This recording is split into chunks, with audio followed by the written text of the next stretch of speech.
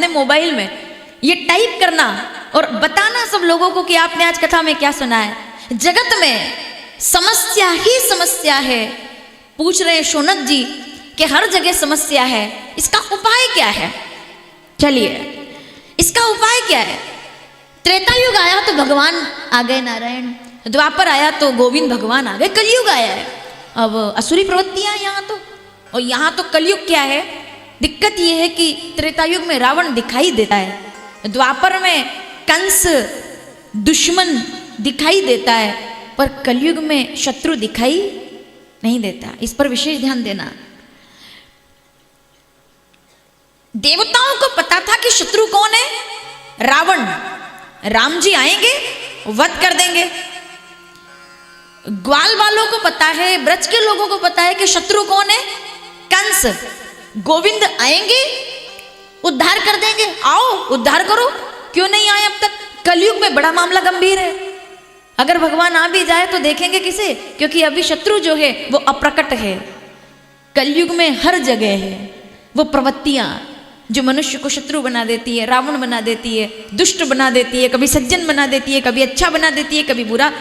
शत्रु आपके पास बैठा रहता है। पास का मतलब ये नहीं कि आपके पास बैठा हुआ कोई इंसान। शत्रु मतलब इंद्रियों पर जब विजय नहीं रहती, शत्रु मतलब जब आंखों पर विजय नहीं रहती, मन पर विजय नहीं रहता, विचारों पर विजय नहीं रहता, उससे बड़ा शत्रु और कौन होगा? कोई होगा? सामने वाला शत्रु तो आप पर प्रहार करेगा तो आपके शरीर को चोट देगा, लेकिन इंद्रियां जब प्रहार करती है तो 7 पीढ़ियों पर चोट करती है, क्योंकि उसके द्वारा किए हुए कर्म 7 पीढ़ियों को घायल कर देते हैं। हमसे कोई कर्म ऐसा हो जाए, हम झूठ बोल जाएं, हम क्रोध कर जाएं, ये कौन सा शत्रु है? ये पास बैठा होगा और आपको पता भी नहीं चलेगा, और जब तक पता चलेगा तब तक देर। तो अब कलयुग है ये।